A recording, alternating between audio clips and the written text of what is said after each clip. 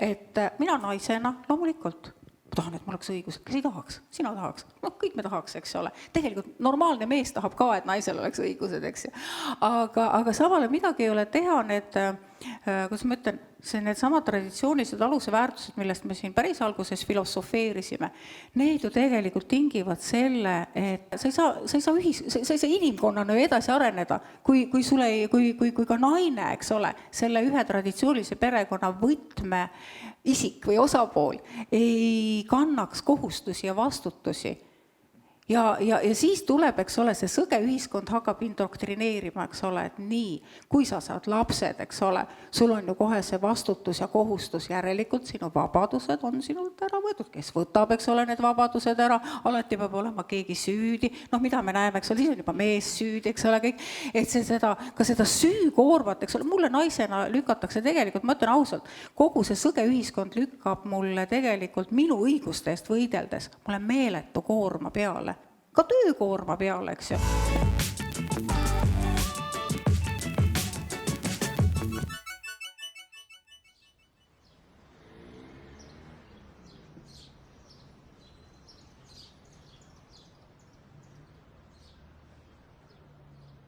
Me räägime siis traditsioonilistest väärtustest ja siis hiljem võib-olla liigume abielu peale, aga püüame määratada, ma ei tea, kui kerge või raske see on, neid traditsioonilisi väärtusi kõige pealt. Siis mis see teie jaoks üldse tähendab, mis asi on traditsiooniline väärtus? Osadele jääb see hambusse ja osad on väga rõõmsad selle üle, eks ole. Osad on justkui puritaanlased, kes tahavad kangesti traditsioonilisi väärtusi edasi ajada ja teised on väga tigedad selle peale, nemad ütlevad puritaanlased ja nii edasi. Mis see teie jaoks tähendab? Kas minule on küsimus kõigepealt või? See küsimus on teile kõikidele kõigepealt, te võite võistelda, et kes esimesena... Kui tekkis väike paus ja vaadati minu poole, ma siis tõesti alustan, et mis on traditsiooniline väärtus. No ütleme, me teame, et elu antakse põlvest põlve edasi, ehk siis vanemad annavad oma kombed, uskumused, tavad edasi järgmistele põlvedele. Ja need siis kokkuvõttes ilmselt ongi need traditsioonid, millest me räägime. Aga see ei sega meil selles ruumis, kus meile põlvest põlve midagi edasi antakse, ka omi traditsioone ja uusi kombeid peresiseseid näiteks kehtestamast.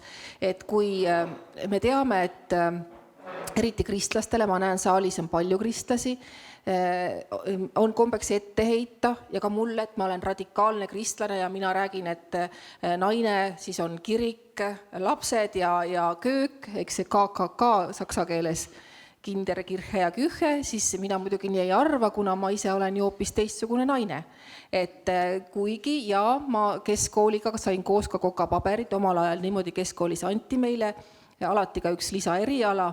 Mina õppisin kokandust ja ma olin kõva kokka ja siis täna ma lihtsalt ei jõua pliidi äärde. Andke mulle andeks, ma ei ole kinder, kirhe ja kühe, aga ma väga kirikut pooldan ja mulle väga meeldib kirik ja kogudus ja mulle meeldivad väga lapsed ja ma arvan, et ühe pere ja naise juurde lapsed kuuluvad. Et nii võib öelda, et ma olen traditsiooniline naine, aga teisest küljest ei ole, sest ma olen tipp-poliitikas. Minust on saanud vahepeal Isamaa erakonna aseesimees ja ma teen poliitikat ja eriti ma pingutan perepoliitika nimel, et see ei ole ju selles mõttes nii traditsiooniline võib-olla, kui öeldakse, et kristlased peaksid justkui sellised olema. Et me loome ikkagi oma traditsioonid ise, meil on antud erinevad anded, milles me oleme tugevad ja minu südames on poliitika tegemine ja mulle ka paistab, et ma olen sellest tugev, siis vot see ongi täpselt meie pere traditsioon ja sealt tulenevalt on minu abikaasa minu tagala. Ja ta on väga mehelik, ta on väga toetav, ta on väga hoidev. Jah, ma lähen õhtul koju ja mul on ka supp laua peale valmis pandud, et naine saaks ka söönuks. Et ma olen olnud vahepeal ise köögis ja nüüd ka nädalavahetustel, kui me saame veidi puhata, siis ma võtan selle rolli ise, aga tõesti meie 10-aastaseks saava poja eest, kui ta ka esimesse klassi läks ja mina olin ministri rollis, pidi rohkem hoolitsema abikaasa. Ja see on meie peretraditsioon. Nii et traditsioonilised väärtused on selline kogu, mis on kultuuriliselt rahval olnud ja see, mida me siis parasjagu ise kujundame. Et need on traditsioonilised väärtused. jaa, vot nüüd sa formuleerisid noh, enam-vähem selle traditsioonilisuse nagu sellised alusväärtused ära. Aga võib-olla, kes ei olnud siin esimeses paneelis, siis härra Ülo Vooglaid sõnastas meile tegelikult väga palju selliseid, noh, õiget puhtfilosoofiliselt, eks ole, väga palju õigeid asju ära. Ja läbi selle, kui me nüüd läbi nende kategooriate võiks tegelikult proovida läheneda ka sellele traditsioonilisusele või traditsioonilistele. Võt see väärtus, sõna väärtus kukkus enne laua alla. selle asemele tuli voorus, just. Et noh, me tegelikult võiks selle väärtuse või selle väärtusruumi tõsta siin praegu laua peale tagasi ja rääkida ikkagi sellest, et me ei saa elada ilma väärtusteta, et need peavad meil olema, aga mis puutub eestlastesse, siis me peame ikkagi rääkima sellest kultuuriruumist ja sellest, kust me oleme tulnud ja ka kuhu me oleme minemas. Me peame alati vaatama seda ka. Muidugi, kes ei mäleta minevikku, sellel tulevikku ei ole, me teame ka neid ütlemisi.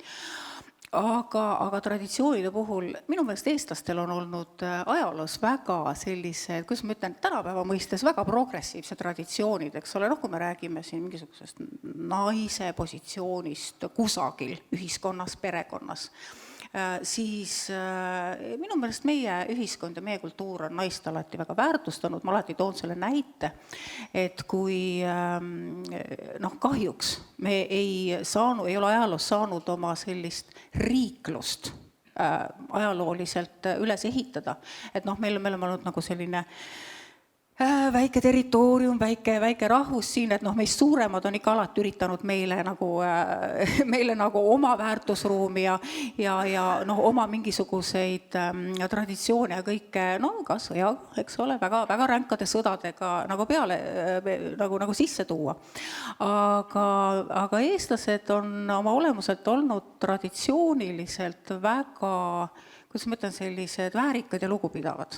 Ja ütleme, kui me räägime siin naise positsioonist, tuleb seda meie naistena, eks ole, meie naistena ikka peame ise enda eest rääkima, et siis naiste käes olid aidavõtmed, eks ole, eestlased tegelikult, eestlastel minu meelest siis, kui meil oli ammu olemas juba see, et naised said ka pärida, vot siis, kui räägime nendest voorusepöödest, mida see siis Euroopas olid naised voorusepöödes. Meie olime siin väga nagu edumeelsed selles mõttes, et meil ei ole nagu oma kultuuri ja oma traditsioone ja oma ajalugu, meil on siin häbeneda tegelikult mitte midagi.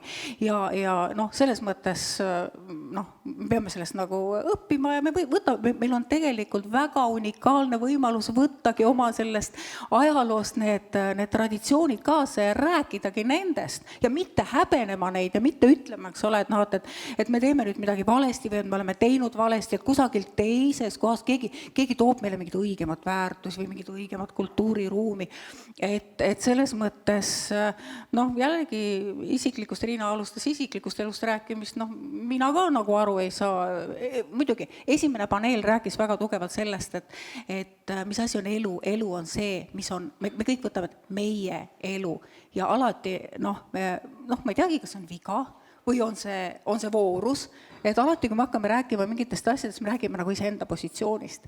Et jällegi, mina ka iseenda positsioonist ei saa üldse aru, millest siin räägitakse, mingisugused, ma ei tea, naised on kuidagi alla surutud või et ma ei tea, traditsiooniliselt perekonnal oleks midagi häda, et mina olen kasvanud traditsioonis perekonnas, minu vanemad elasid samamoodi surmani koos, lahkusid koos.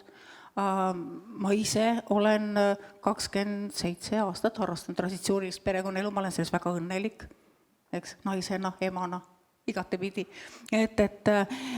Aga jällegi loomulikult, kui me tuleme, me peame, ilmselt me pärast selle võistluse käigus hakkame laiali lahutama neid, kus ma ütlen, neid kategooriaid ka traditsioonilisuse võtmes, et kus see kõik algab, kas isiksusest, perekonnast, ühiskonnast või keskkond võib-olla seal kuskil veel vahepeal, siis lõpuks see ühiskond ja kõik jõuame sinna poliitilise süsteemini. Et selles mõttes see traditsioonilisus, noh, ma arvan, et me saame seda mõtestada ühtepidi väga erinevalt, aga teisipidi jällegi need alusväärtused, toome need laua peale, alusväärtused on ikkagi tegelikult väga selged ja olenemata sellest, mis rahvusest me oleme või miks kultuurist me oleme pärit, kui me hakkame ikkagi sinna igale poole nagu sisse natukene nokkima, siis me näeme, et meil on nii palju ühist. Et kõik see vaht, mida meile siin üritatakse, ma ei tea, peale suruda, ma ei tea, progressiivse, ma ei tea, ükskõik mis võtmes, eks ole, see on puhas vaht. Kui see vaht nagu maha läheb, siis sealt alt settib tegelikult see üldinimlik, ürgne, jumalik traditsioon välja, mis meid tegelikult, kui me sinna läheme, siis see kannab meid. Jah, me oleme inimesed, meil on baasväärtused ja vajadused on alati, või baasvajadused on samad väärtused, siis me saame siin kirjelda, nagu ma aru saan, ajaloo jooksul kultuuriliselt kokku pandud meie enda jaoks oleme selles kultuuriruumis ja pildis. Mart, mis on sinu jaoks väärtus? Mis asi see väärtus siin elus on? Traditsiooniline väärtus?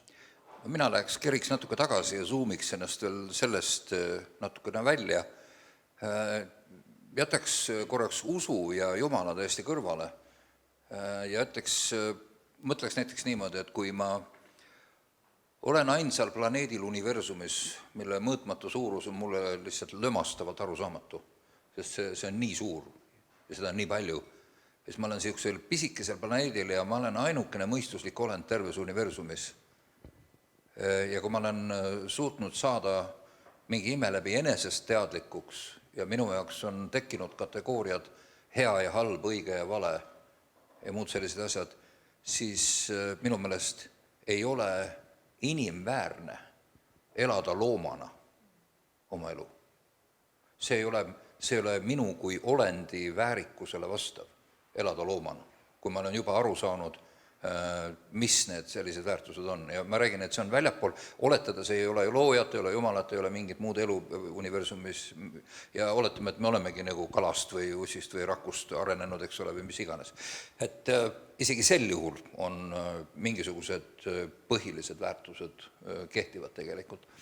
Aga tulles nüüd nende traditsiooniliste väärtuste juurde, ma ütleks, et siin on terve rida selliseid asju, mida inimkond on läbi ajaloo nagu tajunud vältimatutena selleks, et ühiskond üldse toimida saaks.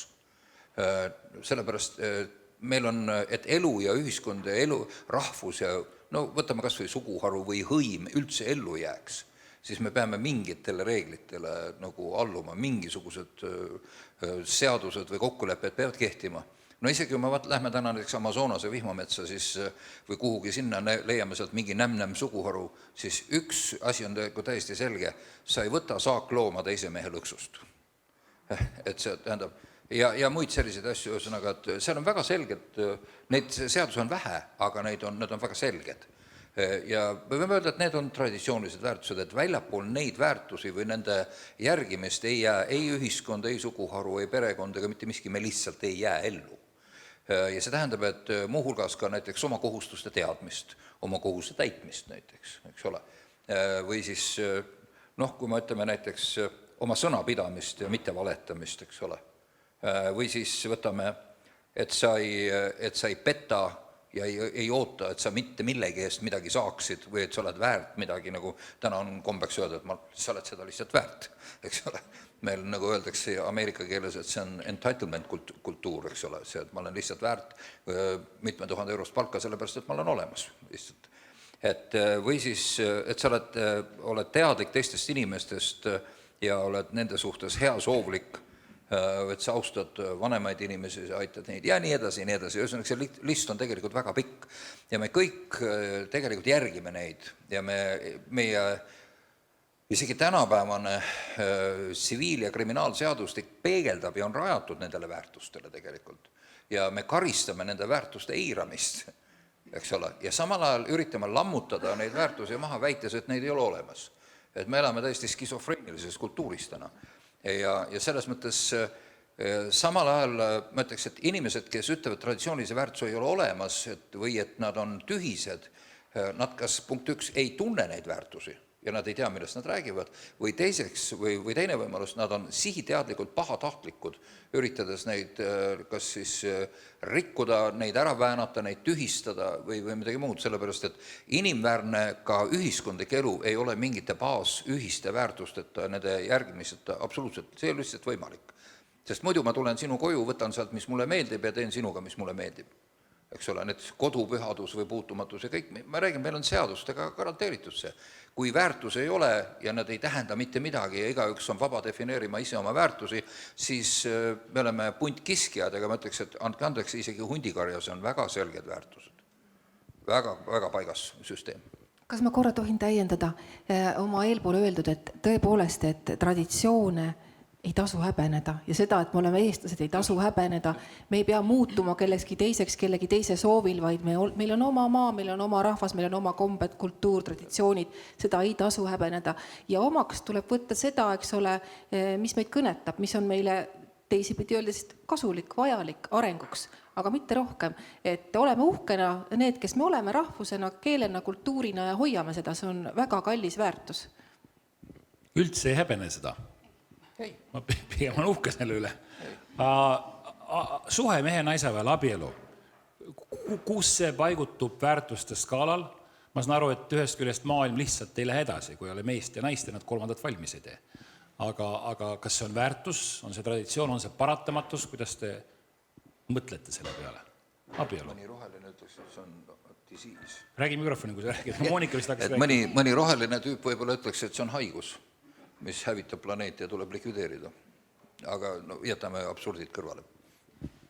Ja, et selles mõttes me tegelikult näeme, kuidas praegu, ütleme otse välja meie väärtusruumi ja meie, kõiki neid traditsioone, igal hetkel lammutatakse, et Riigikogu liikmena ma näen kõiki neid seaduseelnõusid, mis järjest ja järjest meile sinna laua peale tulevad ja olgem ausad, need ei ole väga ilusad.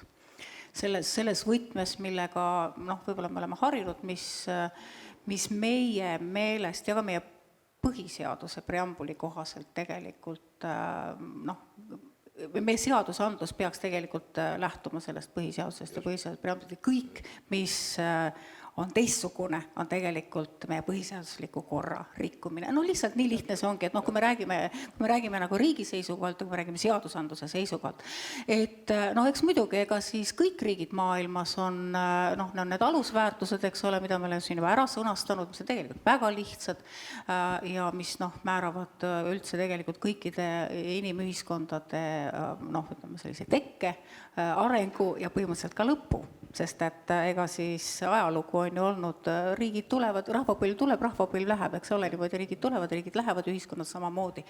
Et see ongi, väga selgelt on ju näha, kes ajalugu jälgib, et kui tavalised ühiskonnad ja riigid tekivad nendest väga selgetest ja, kuidas ma ütlen, soome keeles on hea sõna, see üksinkertainen ehk lihtsatest alusprintsiipidest lähtuvalt.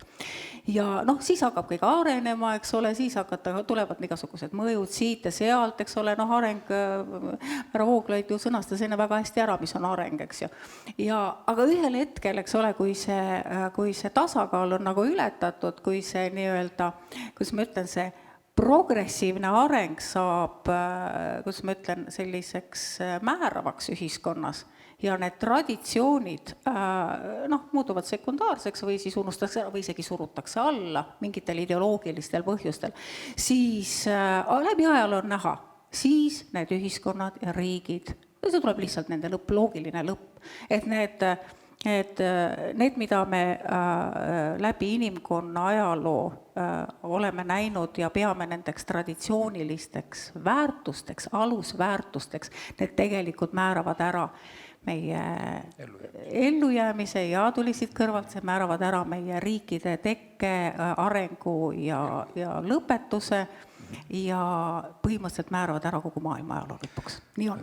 Ma ütleks lihtsalt seda lihtsamate sõnadega, mida Monika ütles, et ütleme, keegi on, üks sotsiaalteadlane ütles, et maailmas toimub umbes 90 või 80 aastane tsükkel.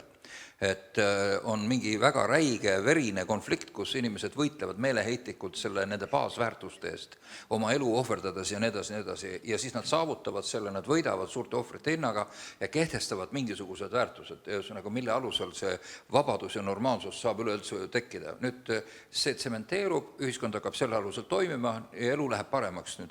Elu läheb lõpuks nii heaks, et kõik ongi nagu hea. Ja siis selleks ajaks on peale kasvanud 4., 5. või 6. põlvkond, kes ei tea mitte midagi eelnevast, need ei ole konfliktist ja alternatiivsest võimalusest mustas augus elada, nad ei ole teadlikud, nad on kogenud ainult head elu. Ja nendel nad on nii-öelda heast elust lolliks läinud. Ja nüüd nad hakkavad eksperimenteerima ja küsima, et aga miks nii ei või? Miks ma ei või maja põlema panna, kui ma tahan? See on ju huvitav ja see on progressiivne ja vaata, samamoodi nagu ütleme, vaatame kas või kultuuri, eks ole, väljaheide purgis, mis siis, et kullaga kaetud on ikkagi, ta ei ole väärtuslik looming, ta on väljaheide ja tema koht on kempsus. Et andke andeks, eks ole, ja täpselt see on lihtsalt, ta on nagu minu meelest allakäigu sümbol või ta sümboliseerib seda, mismoodi asi läheb hulluks ja me näeme seda näiteks minu meelest Põhjamaade heaolu ühiskonnas, me näeme täpselt seda, mis toimub, me oleme näinud seda tegelikult Rooma riigist ja ammu enne seda täpselt sama arengukõver on, see kordab ennast kogu aeg. Hedonism siis, et me oleme, ma ei saa öelda nüüd ennast lolliks harinud, aga natukene kuhugi üle tippu jõudnud nagu teisele poole läinud ja me ei tea, mis seal teisele poole on. Ma ikkagi tahan teada nüüd mehe ja naise suhet abielu, kas on väärtus, siin on nagu poliitikud vahelt ilusti veeretavad selle jutu ära. Ja, ma saan aru, ma teen nalja. Aga mõtleme korra selle, kas see on nüüd väärtus, kas see on mingisugune, peaks olema väärtus, mis on üldiselt hinnatud, üheselt aru, me ei saa üheselt sellest aru, aga kas ta nagu terve inimkonna maailma ajaloos ja meie Eesti kultuuris, kas ta peaks olema väärtus või ei pea, või me tõesti mõtleme progressiivselt edasimineku peale? Sa mõtled nüüd mehe-naise suhe ja abielu? Jah, mehe-naise suhe ja abielust saame tsikka hiljem veel rääkida. Okei, et vabandust, ütlesin inglisekeelse väljendi siia vahele ja räägin eesti keelest ja kultuurist. Aga ma olen oma eelkõnelejatega Monika ja Mardiga väga nõus, sest nad kirjeldasid neid olukordi läbi ajaloo ja filosofeerisid ja mõtestasid seda lahti. Muidugi on väärtus olla mees või olla naine ja kui sa oled selleks loodud, no kuidas sa saad selle vastu? See ei ole ju loomuomane. Nii palju, kui ma ennast mäletan, poliitikud armastavad isiklikuks minna, keda teist ma siis, ma ei hakka ju Moonikat kirjeldama, ma räägin ikkagi endast, et ma olin väike tüdruk, ma mängisin nukkudega, ma tahtsin oma õe nukke endale, ma ei tahtnud autosid. Mu isa armastas meid õega nii palju, et ostis meile ka autod, ta ostis ka selle suure auto, millega sõkkuda niimoodi ja sõita. Aga ma mängisin nukkudega, tegin neile riideid vabatahtlikult. Ja mu õde samal ajal, kes siis oli must 2 aastat vanem, tema rohkem jooksis ja tuuseldas ringi, müts kuklas, hõlmad lahti ja nukkude vastu väga suurt huvi ei tundnud. Aga samas temast sai väga tubli 3 lapse ema, kes on nagu hinnatud kohe emana ja mina siis, eks ole, olen laste kõrvalt teinud palju tööd ja pigem olen hinnatud poliitikuna, ja me oleme mõlemad ikkagi nagu naised ja meid on huvitanud vastassugu pool, me oleme niimoodi loodud ja ma olen õnnelik selle üle, see on olnud imeline teekond, leida omale kaaslane kõrvale, olla armunud, saada lapsi, et see on niivõrd ilus asi ja kui laps sünnib, eks ole, et kes on seda kogenud, see on kirjeldamatu õnn ja ma arvan, et seda ma mehena ei saa sellisena kogeda, kuigi ma näen ka, et isad on väga õnnelikud, aga naisena kõige suurem õnn. Ma siiamaani mäletan, kogeks seda hea meelega veel ja veel, võtta see väike laps sülle, kui ta naerab ja laliseb ja vaatab otsa ja ühesõnaga lapsed kuuluvad naise ja mehe juurde, nad on nende ihuvili, see on nii ilus, see on imeline, see on omaette väärtus, mida jälle korrata ja korrata. Ma ei oska seda väga sõnadesse panna. Ma ei teadnud ju täpselt, mis sa Annes küsid, et ma ei valmistanud selleks, et ma pisut akadeemilisemalt valmistusin. Aga ma räägin seda, mida ma olen kogenud, mida ma näen, et minu kõrval kogetakse ja see on traditsioon ja ka lastel on parim kasvada perekonnas ema ja isaga. Ja elus juhtub nii, et alati ei lähe kõik hästi. Ka surm võib võtta sul kaaslase kõrvalt ära ja sa oled üksikvanem. Aga see ei tähenda, et sa ei püüdle selle sama olukorra poole uuesti või siis oled õnnelik selles olukorras, nagu sa oled.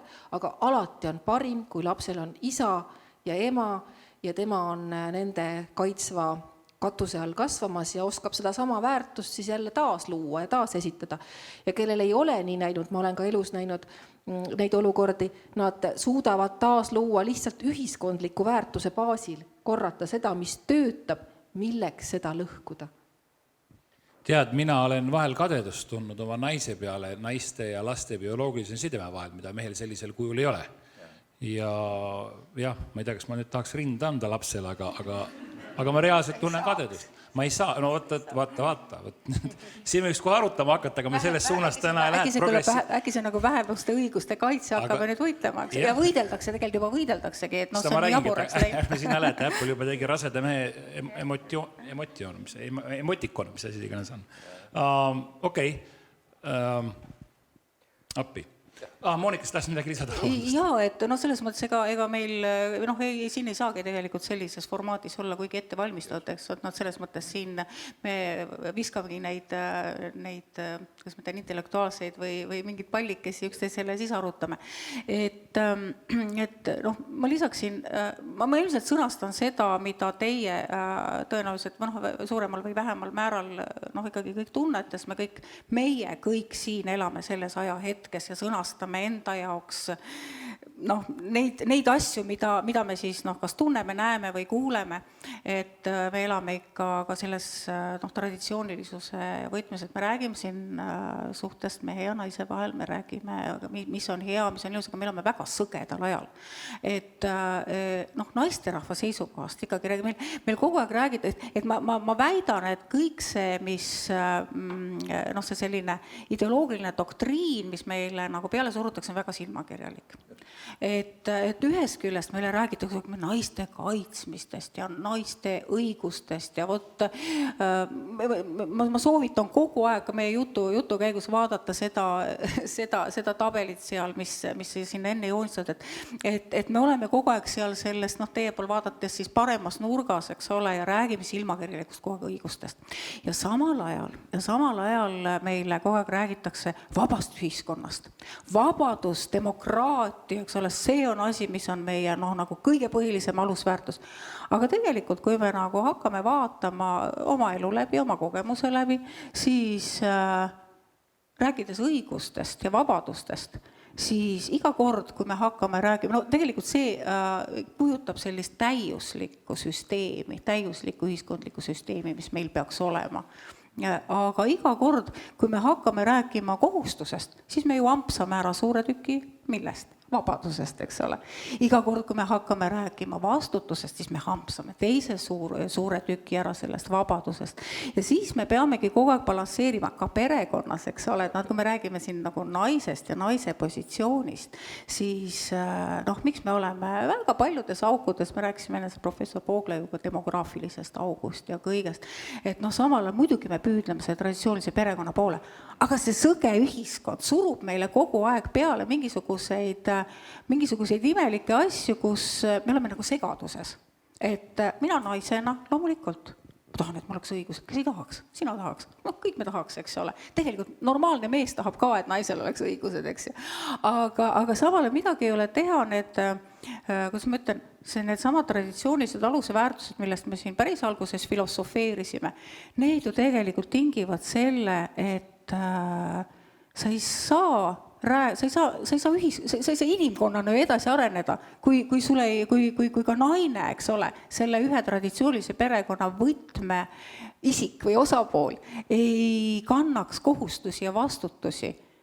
Ja siis tuleb, eks ole, see sõge ühiskond hakkab indoktrineerima, eks ole, et nii, kui sa saad lapsed, eks ole, sul on ju kohe see vastutus ja kohustus, järelikult sinu vabadused on sinult ära võetud, kes võtab, eks ole, need vabadused ära, alati peab olema keegi süüdi, mida me näeme, eks ole, siis on juba mees süüdi, eks ole, kõik, et ka seda süükoormat, eks ole, mulle naisena lükatakse tegelikult, ma ütlen ausalt, kogu see sõge ühiskond lükkab mulle tegelikult minu õiguste eest võideldes, mulle meeletu koorma peale. Ka töökoorma peale, eks ju. Et ma pean olema tegelikult võrdselt edukas tööl, ühiskonnas, avalikus elus, mida iganes ma siis ette võtan, eks ole, kas ma olen poliitikas või ükskõik mis elualal, eks ole, poes müüjana ju ka, eks ole, naine peab tööl käima. Saate aru, naine peab tööl käima.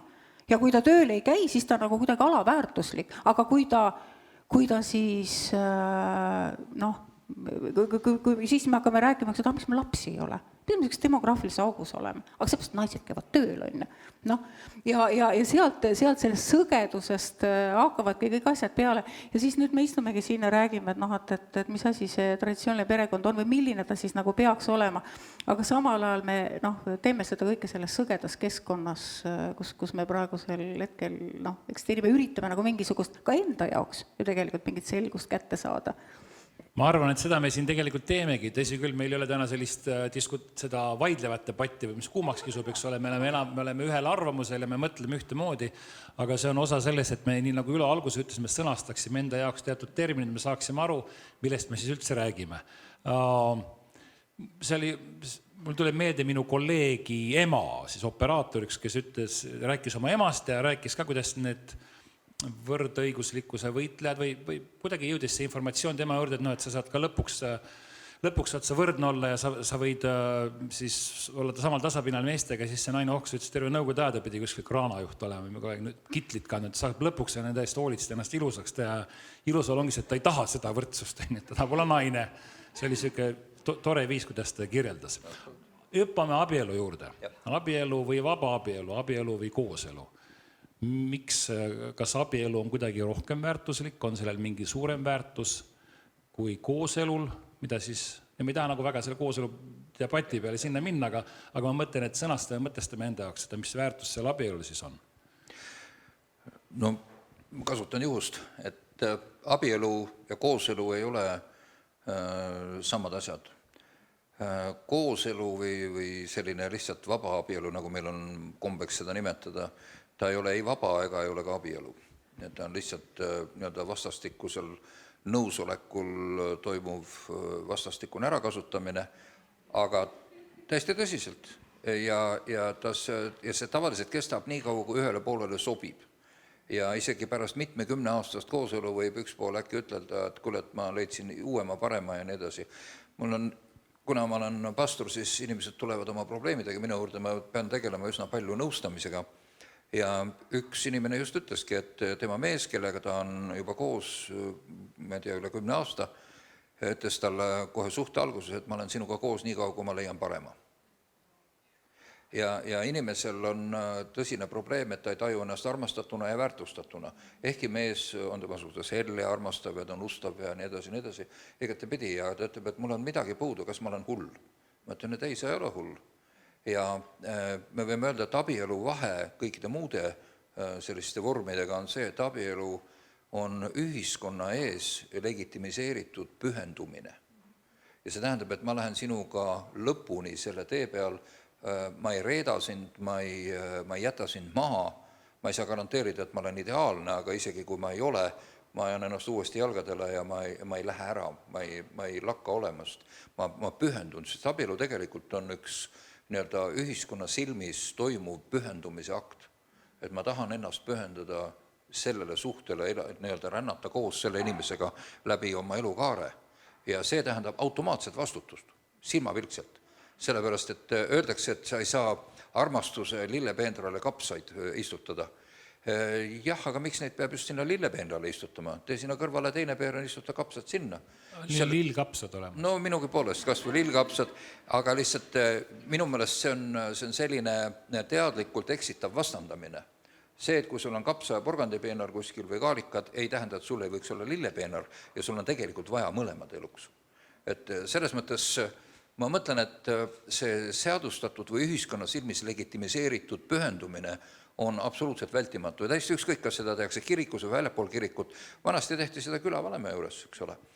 Või kuskil tuldi kokku, eks ole, mingid vanemad ühiskonnad, seal pidi olema 3 või 4 või 5 küla niisugust olulist isikut, kelle silmis siis tehti teatavaks, et võt mina ja võt see tüüp, eks ole, need 2 tüüpi tahavad koos jätkata. No siis oli see selge, kogukonna silmis oli see fikseeritud, teada oli, et nüüd on nii, ja sealt edasi tulid nüüd juba omandiõigused ja kõik muud niisugused asjad, eks ole. Mina tegelen vahetevahel ka abielude sõlmimisega, sest meil on riik on andnud ka vaimulikele õiguse abielusid sõlmida, siis usuliste talituste raames ja seal on täpselt seesama, ma küsin, et miks te tahate laulatada? No siis tuleb ilus ja traditsiooniline, muidu öeldakse, ja ikka tahaks, et kõik nii pühalikum ja nii edasi, aga kui sa pressid sealt, siis tuleb ikka välja see, et parem õnn oleks. Et kuidagi et mingisugune nagu üleloomulik õnn oleks seal. Siis ma olen neile öelnud, et kullakesed, et me võiksime teil tegelikult iga päev laulatada, aga te õnne sellest ei saa. Et õnn hakkab tulema siis, kui te esiteks saate aru, millest te lähete, et ei lähe sinna nii-öelda lolli peaga aru saamata, et te võtate endale suure hulga kohustusi ja loobute suurest hulgast oma isiklikust vabadusest. Ja teine asi on see, et te mängite reeglite kohaselt, mille te olete enne kokku leppinud. Et kui te täidate neid igavesi, neid samu traditsioonilisi väärtusti, mis on tegelikult kirjutatud mitte raamatusse, vaid nad on kirjutanud meie koodi, meie olemasolemise eeldussesse, õhku ja vette ja aega ja ruumi meie ümber, et siis teil hakkab mingisugune õnnetaoline asi olema. Aga enne, kui te seda ei tee, te olete lihtsalt egoistid, siis ei tule sellest üldse mitte midagi. Laulatage kas 100 korda ennast, sellest ei muutu nagu palju midagi. Aga see on paljudele niisugune elamus. No me ei ole kunagi nii mõelnud. Aga see lihtsalt näitab, et meil juba on tekitatud väärtusruumi päris suur must auk. Inimesed ei oska enam mõelda, nagu seal ei ole silda enam. Ja selle nimel on päris kõvasti vaeva nähtud. Aga mis meheks ja naiseks olemist puutub, siis minu meelest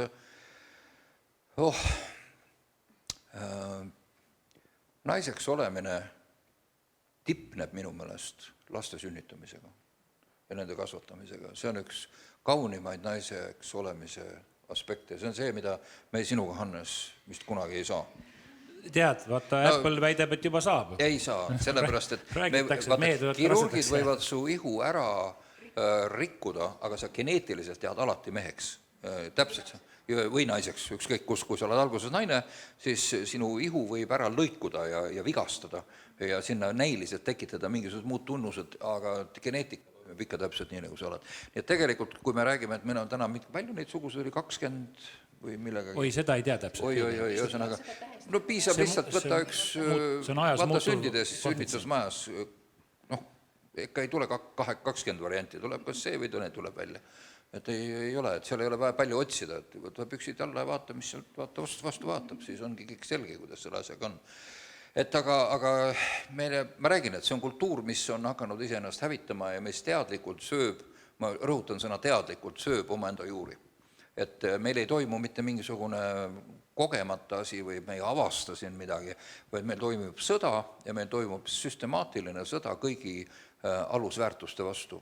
Ja eesmärgiks on luua täiesti teistsugune sotsiaalne kord või ka vaimne kord, kus kas siis valitsev klass või keegi teine saaks öelda sulle televiisorist või nutitelefonist, mis on õige ja mis on vale, kes on hea ja kes on halb ja et sul ei oleks mitte mingeid pidepunkte, et kõik oleks suhteline. Aga bioloogiline elu siin planeedil eeldab, et see lihtsalt ei ole võimalik, et meil on kindlad pidepunktid. Et see on katse tegelikult reaalsusest välja hüpata, aga naisest ja mehest me ei pääse ja minu meelest see on imeilus. See on imeilus. Minu meelest olla naine on fantastiline ja olla mees on täpselt samuti fantastiline. Mina ei tea, kuidas see on olla naine, aga mees on olla täitsa tore. Üks naine tahab rääkida. Ma arvan, et siin tahab 2 naist rääkida, eks ole. Et selles mõttes meil on siin väga kena tasakaal, eks ole, 2 meest, 2 naist.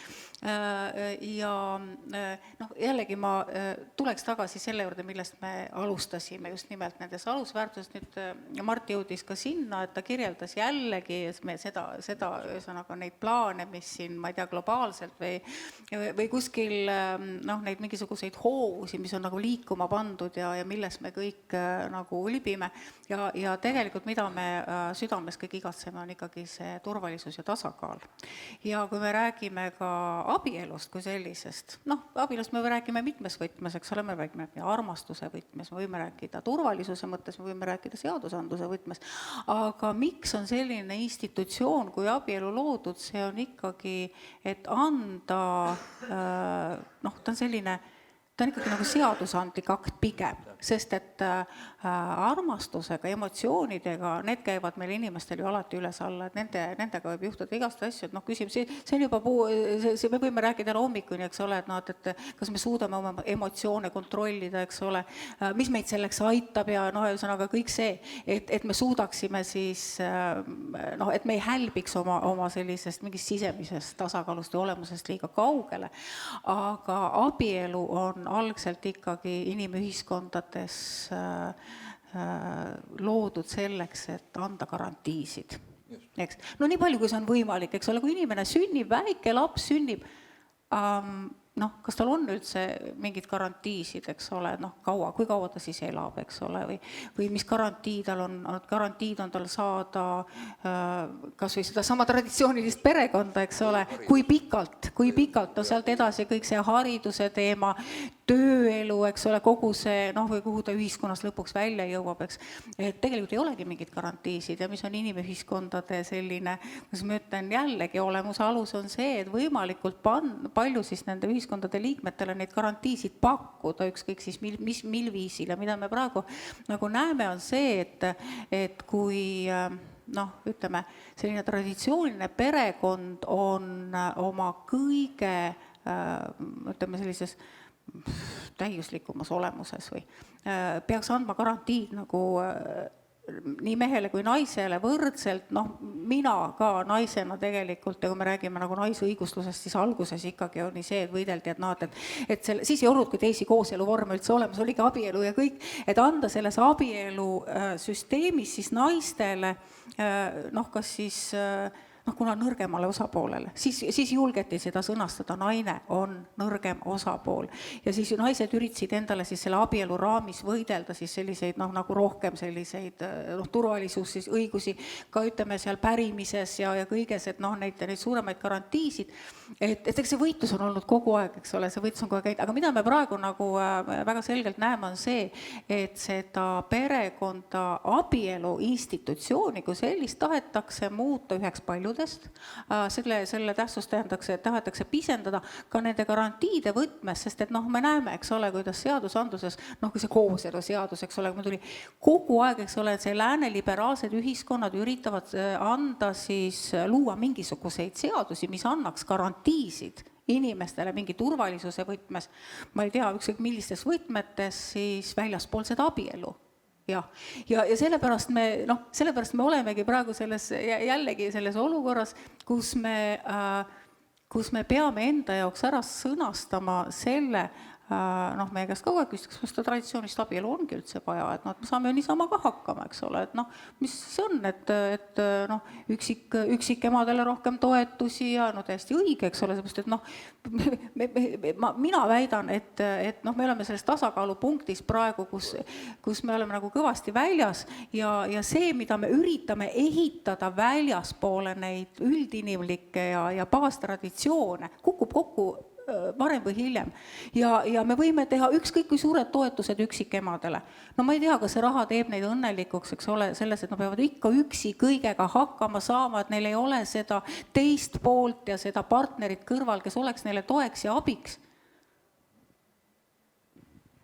Väga kiiresti lõppes see lause. Ma võiks veel rääkida. Ja ma tean, teate, ma avasin, meie see aeg on üldse läbi saanud kahjuks, aga Riina ei ole veel nii palju saanud rääkida. Väga, jaa, see on väga hea. Ma mõtlen, et me inimesed, võib-olla see probleem meil üks on see, et me inimestele tahame olla jumalad. Nii nagu Alice Cooper laulab, et why can't I be God, I just want to be God. Ja nii nagu Mao Zedong otsustas olla jumal ja tulemuseks siis 10–50 miljonit, me täpselt ei tea, inimest suri, tema enda inimest. Aga Riina, kuidas see traditsiooniline abielu, mis ta lastele annab, kas ta kaitseb last rohkem, annab talle rohkem raame, nii nagu Moonika siin natuke seletas, garantiis, jah, oli see sõna? Jah, Moonika rääkis garantiidest loomulikult, et abielu ongi kvaliteedimärk, ta ongi pitser. Ta on pitser kas siis romantilisele armastusele, mis annab mõlemale osapoolele, mitte ainult naistele, aga ka meestele, kindluse, et partner ei jäta, ei reeda, ta on ustav, ta toetab abielu, on, eks ole, eesti keeles ilusasti sõnastatud abielu, üks pool abistab teist, teine abistab teist, üks kukub, eks ole, me oleme sinuga, Annes, varem kasutanud seda mõttelõnga, et mitmekordset lõnga ei ole kerge puruks kista ja kui veel lapsed on, eks ole, seda mitmekordsem see lõng on. Et kvaliteedimärk kohe kindlasti ja garantii sellele, et kui üks pool otsustabki minema jalutada, mis iganes tal pähe lööb või juhtub, leiabki kellegi enda arvates ilusama, parema, siis abielu ja seadus kaitseb seda abielu poolt, kes jääb üksinda. Tihti on tõstetud naisi kohvritega tänavale koos lastega. Mul hiljuti lähedasega see niimoodi juhtus. Ja kui ma tegin väga aktiivselt kodutute tööd, siis 70% olid ju kodututest mehed ja väga tihti, väga sageli oli juhtunud nii, et oli abielu purunemine või naine suri kõrvalt ära ja kas tõsteti mees välja, ei kõlvanud, et mees ei tulnud toime niimoodi enam. Et see on väga oluline, et see abieluga toimiks. Mida ma siis nagu võib-olla oponeerivalt ütleksin, meil ei ole täna siin oponente ja mina ju ka ei ole oponent, aga kui siin oleks mõni oponent, ta ütleks ju, et kõik pooled abielud lahutatakse ja lapsi sünnib väljaspool abielu rohkem kui abielus olles, eks ole. Et see on iseloomulik meie ühiskonnale, et kuhu suunda me oleme liikunud, et ma usun, iga tüdruku hingest tegelikult on abielu, aga kui on haiget saadud ja tundub, et juba selline mudel töötab, siis inimesed lihtsalt ei triivi sinna poole ja kui veel ühiskond kinnitab ka, et kooselu on sama hea ja palun kooselluge, siis nii juhtubki. No mis siin aitab? Aitab see, et me tegelikult meie teiega saame seda traditsiooni taas elule kutsuda. Meil ei ole näiteks ühesõnaga meil just vastupidi on, abielu eest tuleb maksta riigilõivu.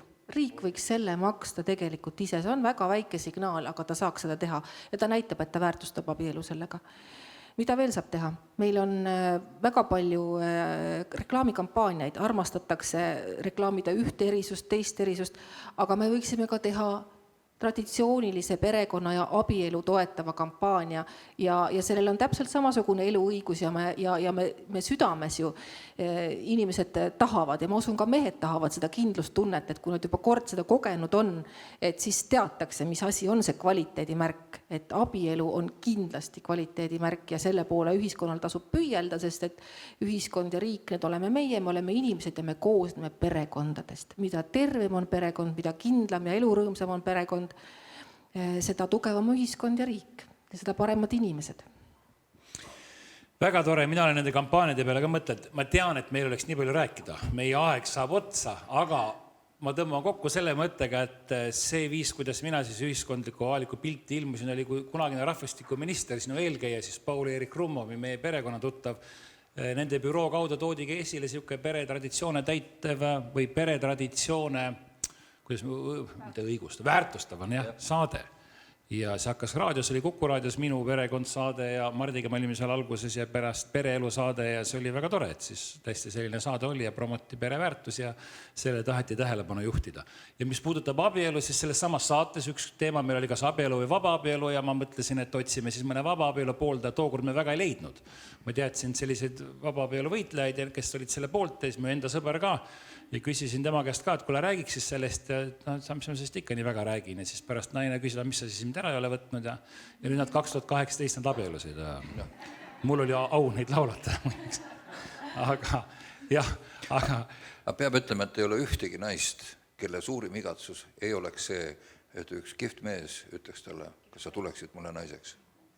Ma ei tea, seda peavad naised ütlema, aga ma loodan, et on sellised naised olemas. Kuulge, aga me peame otsad kokku tõmbamas. Meil on väike vahe, meil on üks arutelu veel. Suur aitäh, Riina ja Moonika ja Mart. Ma olen teis nimedega praegu.